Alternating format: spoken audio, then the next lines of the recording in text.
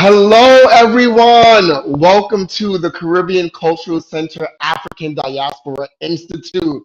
I am pleased to announce that we are gathered here today for season 2 of Afro-Picks. Now, for those of you that are just joining us, Afro-Picks is our virtual talk series where we highlight filmmakers and films set within the communities of our African diaspora.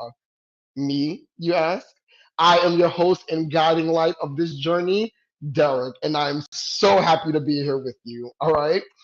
Now, to commemorate Women's History Month, because we are here in March, we are going to be starting out with our first Afro-Pick titled Black Motherhood Through the Lens, created by Ade. But before we get there, we are going to have to dive into some financial talk because this would not be at all possible without your financial support. And here's how you can continue supporting us. In the spirit of giving in what has been a very difficult year, we want to encourage you to make a donation to CCCADI in support of our programs that continue to celebrate and protect our culture, our traditions, and our communities. We ask you to go to cccadi.org to make a donation. All contributions are greatly appreciated, and we thank you in advance for your support. All right, now let's get our day in here. Hello. Hi, Ade. How are you? I'm doing well. How are you? I'm doing well as well. It's so good to virtually meet you. Can you tell us a little bit about yourself and the film that we're going to be teasing today? Yeah, so my name is Osinubi. I am from New Jersey. I'm the daughter of Nigerian immigrants. I also happen to be a fourth-year medical student in Rhode Island. And in addition to that, I'm a photographer and a documentarian. And I'm the producer of Black Motherhood Through the Lens. And a little bit about the film. Black Motherhood Through the Lens is about 4 Black women's experiences in navigating infertility, childbirth, as well as the postpartum period to really highlight health inequities. I decided to create this series because when I started medical school, there was a lot of media attention about the Black maternal mortality crisis, which of course hits really close to home as a Black woman myself. But I also felt that there were other disparities when it comes to reproductive health, so infertility and postpartum mood and anxiety disorders that weren't really being highlighted. So I really wanted to create this series as a Black woman, through that eye and really raise awareness about those issues. So really excited to be here. Thanks so much for having me and looking forward to speaking to you, Derick, about the film.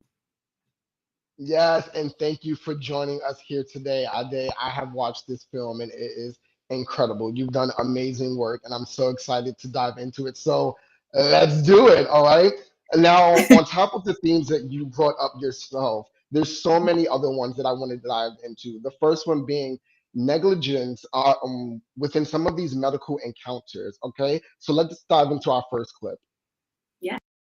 While he was in the middle of saying these things, he actually received a phone call.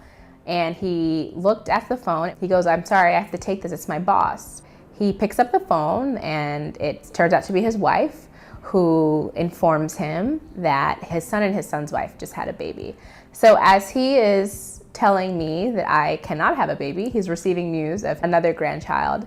And he gets off the phone. He says, "I'm so sorry, I had to take that. Great news is that I'm a grandfather again." And, we were like, congratulations, that's awesome, great news. And then he transitions back to, going down the list of things that are wrong with me and wrong with my body.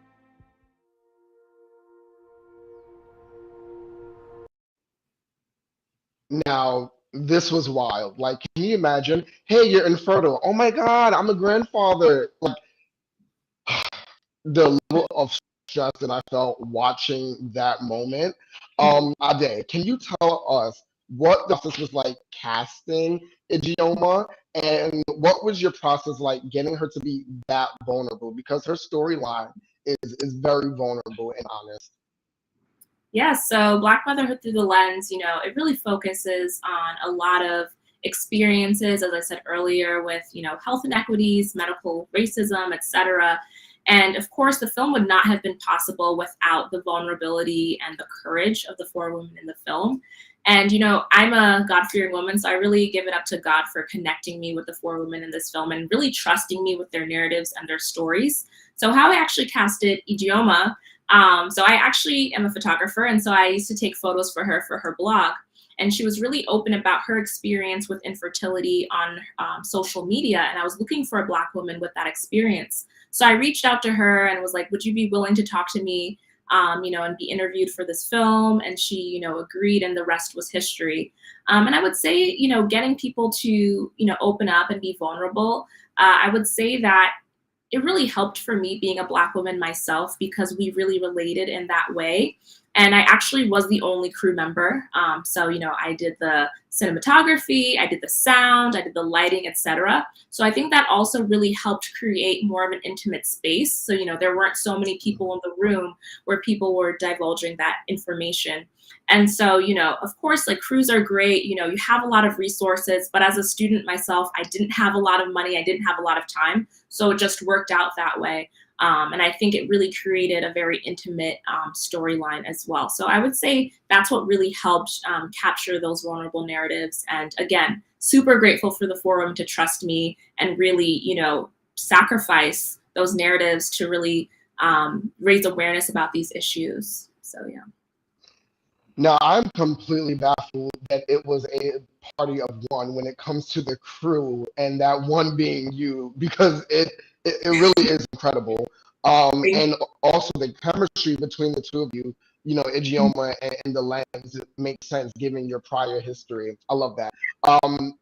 In the same vein, let's dive into our next clip. I wanted to start trying to become a mother, trying to conceive when I was 18 years old.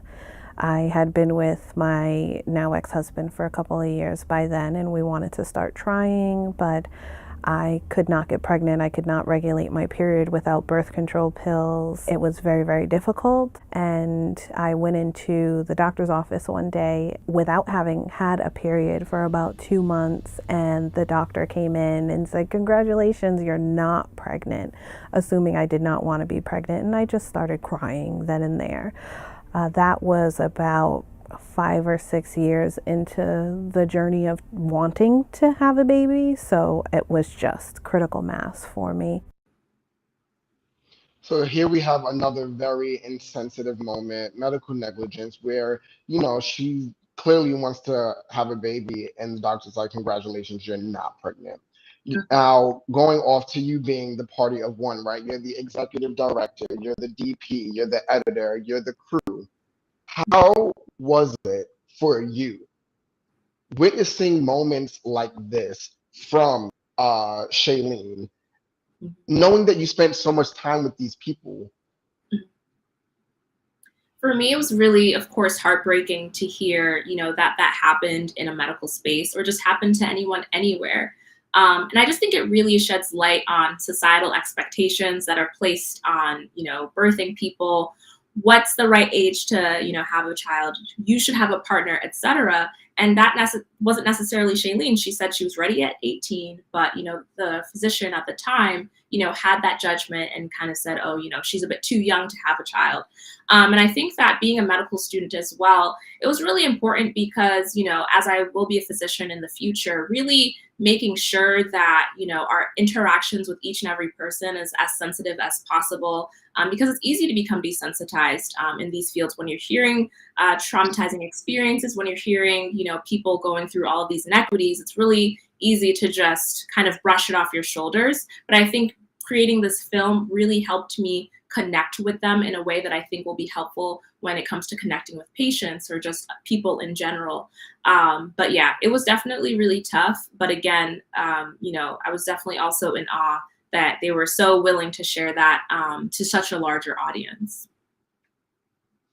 Yeah, I completely agree, and I'm glad that you're walking away with that lesson. The fact that you have been divinely connected with these people, so that you can be a little bit more sensitized as you step into the field yourself. I absolutely love that. Now, I want to speak about pushing through and taking charge as a Black woman and a Black woman expecting to be a mother. Let's dive into our next clip.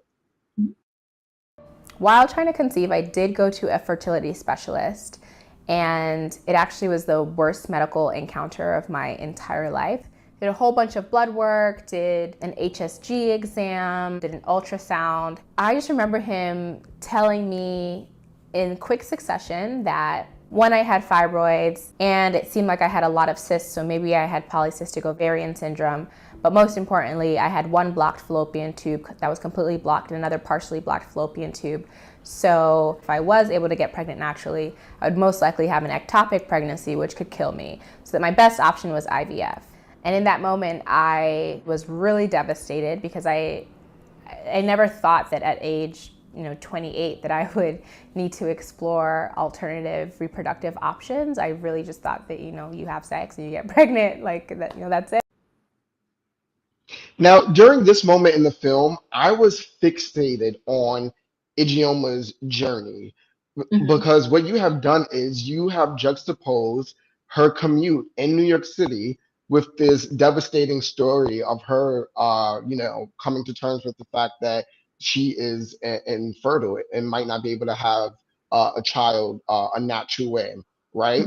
So I kept thinking, why are we seeing these images of her commute? Why are we seeing this? And then it clicked for me. It's not the fact that she's going someplace. It doesn't matter where she's going. It's the fact that she's going, period. And there's a lot of time as Black people, as a Black woman, where we just have to persevere and we have to keep pushing and we have to keep going. However, it's intention and perception. So I want to know from you, what did you intend the viewer to take away from that juxtaposition of her commute and her story? Well, thank you for that observation, because as an artist, it's really interesting to hear other people's impressions of the work, like you really analyzing it. So I appreciate that. So actually, funny enough, so Ijeoma is an Igbo name from Nigeria, and it actually means safe journey. I'm pretty sure, like 99% sure. And so you know how these things really connect. So for me, my main thing in capturing her story and capturing the stories of all the women, for those who will see the film in the future, is really capturing them doing mundane tasks, because I really want the viewers to really listen to what they have to say and not be too distracted about what's happening on screen. And so for me, I think capturing her in the mundane, she used to live in New York City, so that would be what her life typically was like, was important to me. And I really liked what you brought up about Black people really just continuing to persevere, yet they persisted, right? Despite traumatizing things happening to them. That's something I can personally relate to. And so I think that it is, interesting for the viewer to really grapple with that, because again, there's really no destination, right? There's a transition later.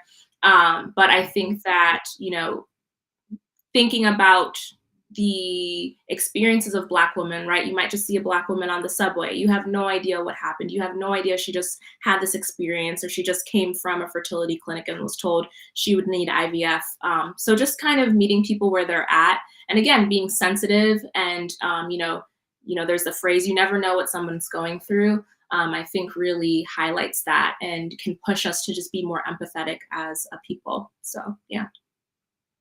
That is brilliant. It's sad, but it's wonderfully clever on your part as a creator. I absolutely love that. Let's dive into our next clip.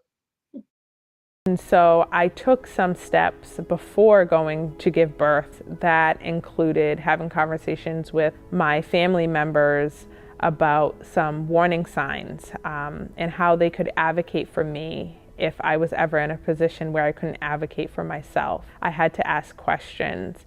I had to make sure that I was aware of every step of the process. I also made sure for the birth of my son that I hired a Black doula to be there with me before I gave birth, during my birth, and after my birth. Now, Jamie has done a lot of work, not only for herself, but for her family as well. I don't do that much work when it comes to going to the dentist. You know what I'm saying? And it saddened me to hear how much work a Black woman had to do to ensure that she was going to be safe during her pregnancy and in the delivery room and things like that. Can you communicate to me what you intended the viewer to take away from that section of the documentary? Mhm. So for me, it was really just that, what you just said, really showing that, it's a lot harder for Black women or other women of color to pursue motherhood at times, to pursue something as natural as childbirth, and, all the extra steps that maybe the ordinary person doesn't necessarily need to pursue. And I also think that something that I thought was really interesting about her story was that she educated her family members about warning signs. I thought that was super significant and something I never even thought about, doing in the future. And it really just goes to show like the family unit, community. Jamie also talks a lot about her village being important to her and her navigating her mental health issues. And so I think it's really beautiful to see how she created that village as like a cocoon of support. And this doesn't actually come up in the film, but after she gave birth to her son, she had a couple of health complications. And partially because she did a lot of that education with her family, they really advocated for her to, go to the hospital and get checked out. And it was really critical and crucial for her. And so I think that it's, again, shows the resilience of Black people. But again, when we talk about Black people being resilient, that's really nuanced because we shouldn't have to be resilient all the time. We can, I'm not going to go on a tangent here, but Well, I just I just think it really goes to show just the struggles we face as a people, just trying to exist, trying to persist in the society and world as a whole. absolutely, absolutely. Now, I want to get into kinfolk representation and having us in the room. Mhm. Now, going back to that last clip that we just saw of Jamie, Jamie mentioned her hiring a Black doula to be there before, during, and after the pregnancy. Can you explain to us what a doula is, period? Yes. So a doula is a support person. A lot of the times people think it's just during childbirth. However, you can have the doula during your prenatal appointments, helping you out before. They can be there with you during the birth, helping to communicate things like a birth plan, especially when people are in amidst contractions. There are a lot of pain, they want things to be over, but they're really here to be an advocate. And actually something I learned a lot more about over the past couple of years is a postpartum doula, which one of the women, Shailene, is. And, they're really there to help during the postpartum period, which is very much a struggle as well. And so they can help with, cooking, cleaning, sitting with the baby so that the parents can nap, etc. So really, there's full spectrum doulas that do all of that work. There are people who do only specific aspects. And so, yeah, they really support people and definitely recommend them. So, yeah. That's incredible. And what would be the importance of having a doula that looks like you?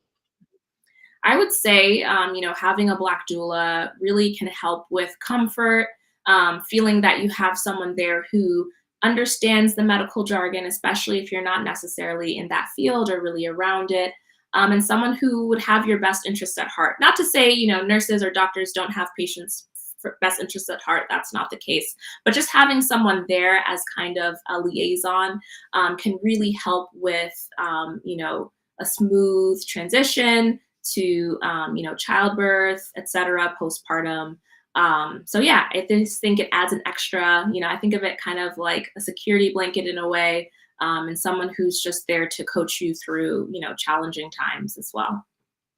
This is incredible. I am learning. I am learning. I'm learning. I love this. Let's get into our next clip of Shailene, in fact. The second time was 4 years, and I know it was because I was able to get around a community. I also attended and volunteered at my local chocolate milk cafe, which is a breastfeeding support group for Black women, where the other women's breasts look like mine and were bigger than mine and smaller than mine, and I had a much better and more supportive community around breastfeeding. Now, Shailene is basically like, look, these women's breasts look like my breasts. I feel comfortable. I'm good. Can you explain what the comfort level might be like, or or might have been like for Shailene in her other support group? Could you clarify what you mean by other support group, the Chocolate Milk Cafe, or? Not the chocolate milk cafe, and absolutely. So Shailene was basically like, I feel more supported within this support group. So I'm assuming that she was in another one where she didn't feel as maybe connected or supported at all. Mm-hmm. So I would say for her, she when she started off breastfeeding, especially the first time, I think she might have gotten counseling from like maybe at the doctor's office. I don't think she was really at a support group, but you know, she was kind of told that. So this, I don't want to give too much away from the film, but she was actually that her breasts were too big for her baby's jaw. So just to put a bit more context into this clip.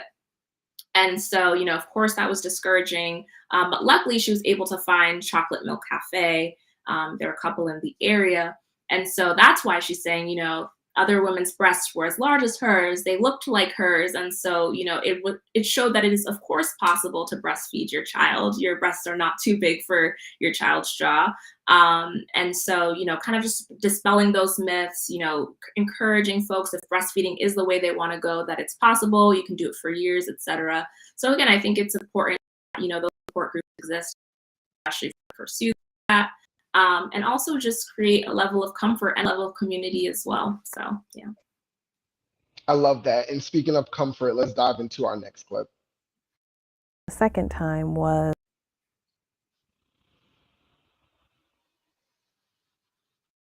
my experience giving birth was uncommon with many other Black women's experiences. Not only was my OB a Black woman, the resident who assisted her with the procedure was a Black woman, the anesthesiologist was a Black woman, and then the patient, me, was also a Black woman. So therefore, the number of people of color in the OR, we outnumbered everyone. We were the majority. We were not the minority. So that gave me an extreme sense of comfort. I felt like I was going to be safe and taken care of. Going into the procedure, obviously, I did not want to have a C-section. So when they hooked me up to the blood pressure cuff in the OR, my blood pressure was through the roof. But once I looked around the room and I said, wow, you know, there's people in this room that look like me. And literally my blood pressure began to stabilize just based off of that. And I felt comfortable.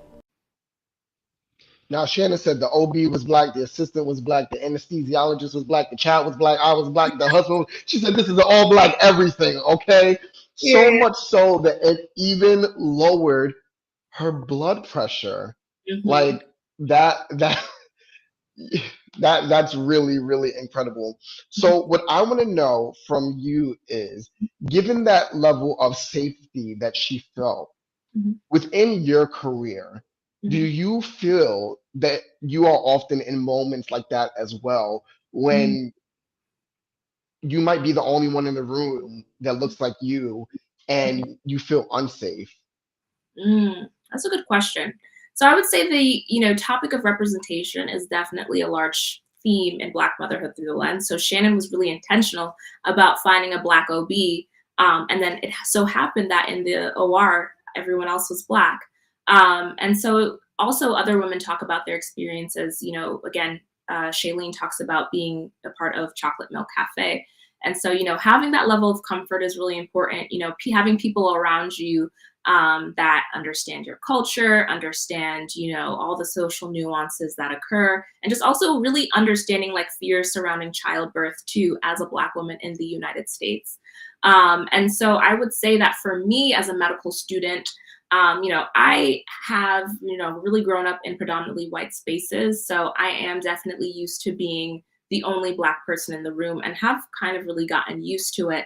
I will say, you know, as a medical student and, you know, being on rotations and being on different services, medical services, there have been times where I've had encounters with Black patients or patients of color who say, you know, my presence there makes them more comfortable, or my presence there, you know, really brightens their day. Just see a Black woman myself, you know, going on the journey of being a medical physician. And so I would say, you know, just your presence as a Black person in the medical space or other spaces that are not necessarily diverse is extremely important.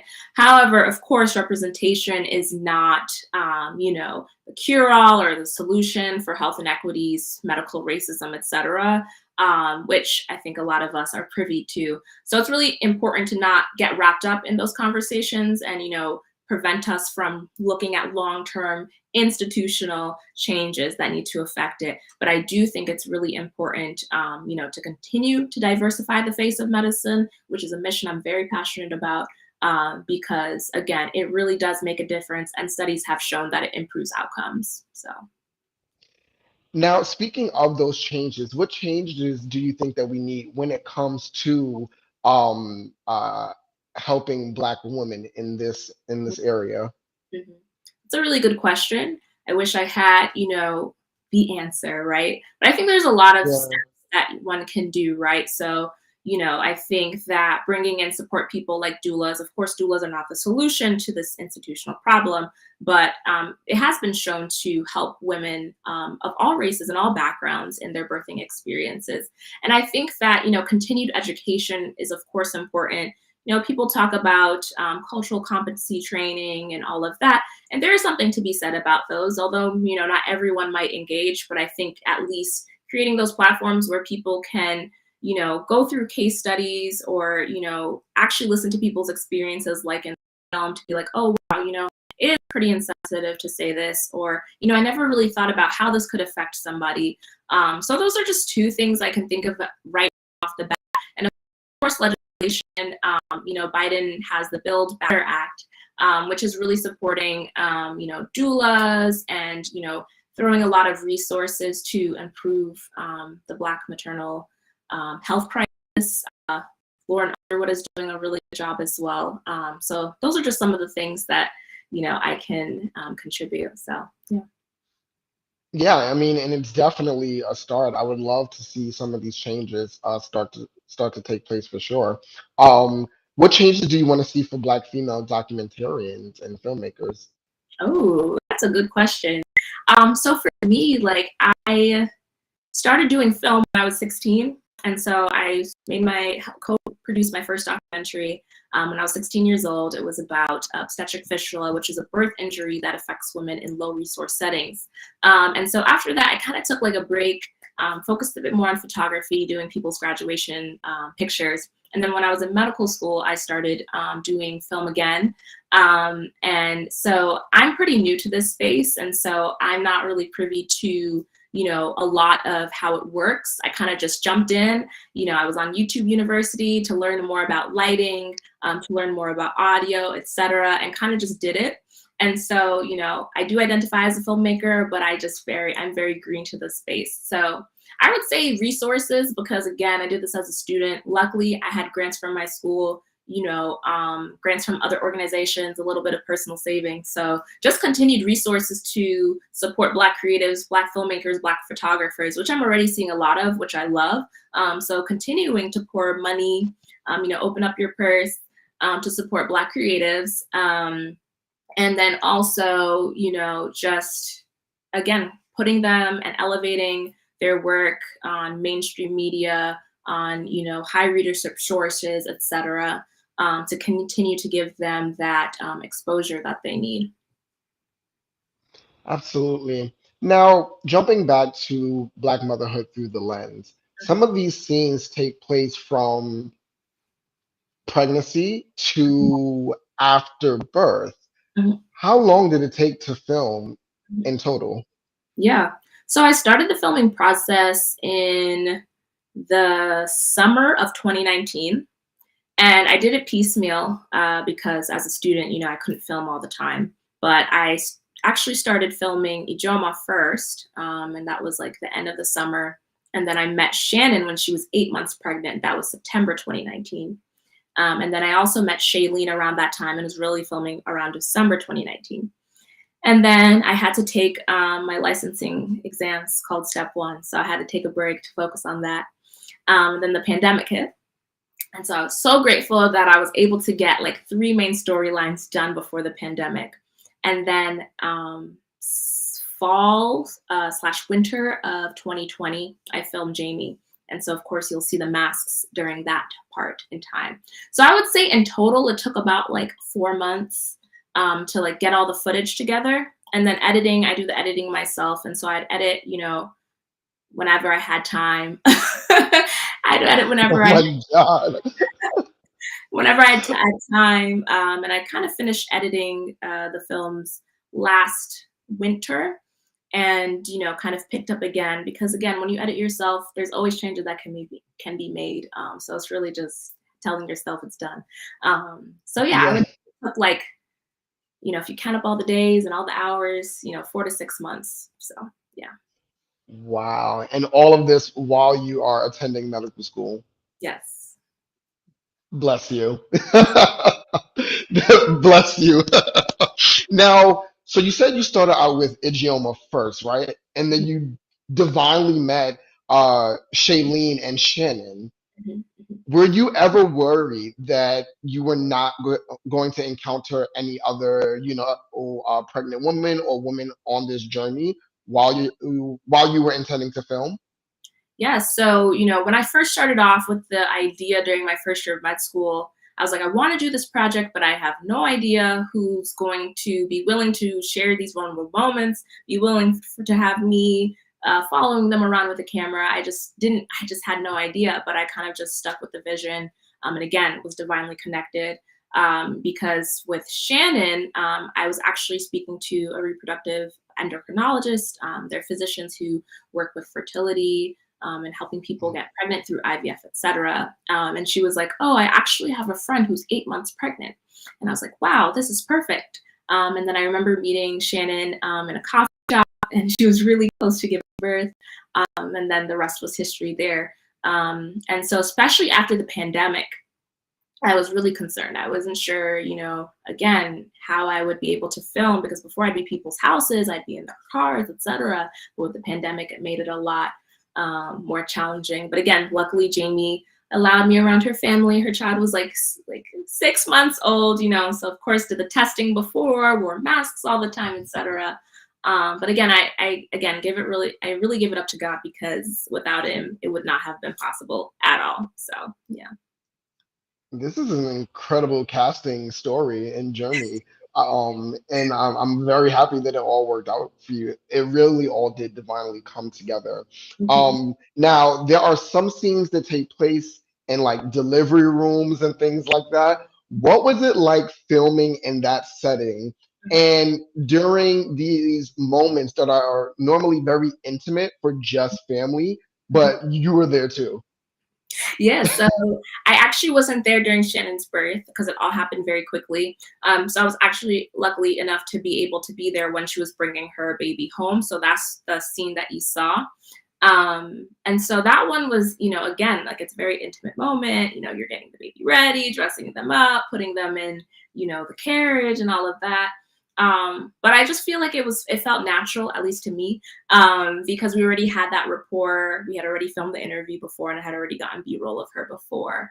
And so, yeah, I would just say, like, again, you know, building that connection, that rapport, being a Black woman film producer really helped too. And the fact that it was only me really helped, because again, if there were more people, then again, it just becomes a lot more challenging, especially fitting people in the room, because those rooms are not very large. So yeah. Absolutely. Now, what is one piece of advice that you would give for somebody else that specifically for a Black female that is trying to do what you are doing right now? That's a great question. I'm gonna think about a couple of things before I answer that. Yeah, absolutely. I guess my first piece of advice would be to do it for the right reasons, you know, because for me, a lot of it was to raise awareness about these health inequities and truly elevate the voices of Black women. And so when the going was tough, you know, when it was challenging, when, you know, things were not looking like they were going to work out, really going back to, you know, that grounding and that foundation as to why I was doing this all in the first place was extremely helpful. I would say, secondly, being resourceful, right? For me, creating this film, you know, when you think about documentaries, when you think about film, you're like, wow, you know, you need all these crew members, you need all of this really expensive equipment, etc. But for me, that just wasn't really a possibility. So getting creative, again, going on YouTube. YouTube is free, which is really great. Getting a nice camera, but not like going out of your budget and your price range, asking questions, connecting with people who are doing the things that you're doing.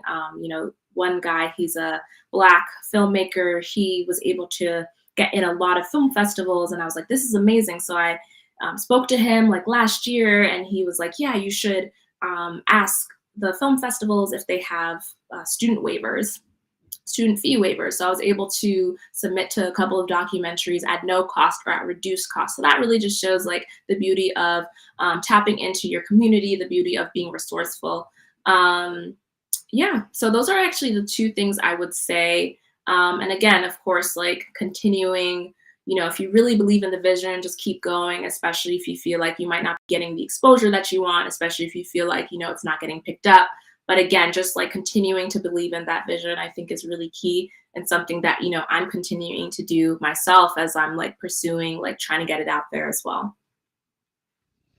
Now, when it comes to just these stories in general, and then maybe like what you just said, Mhm. sometimes you might not get into certain film festivals and things like that, right? I want to know, what are you doing and what did you do for self-care Mhm. after bearing witness to, some of these very traumatic and triggering stories? Mhm.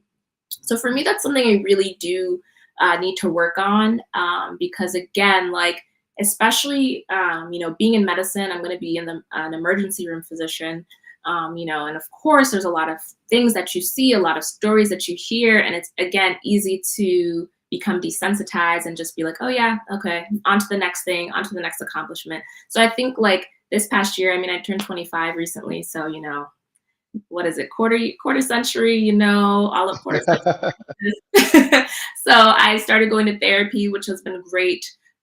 Just really unpacking the past 25 years of my life being a Black woman in a white space, and just working through ways to prioritize my mental health. And so I'm really trying to figure out ways to continue to practice that self-care. I started going to the gym, which has been awesome.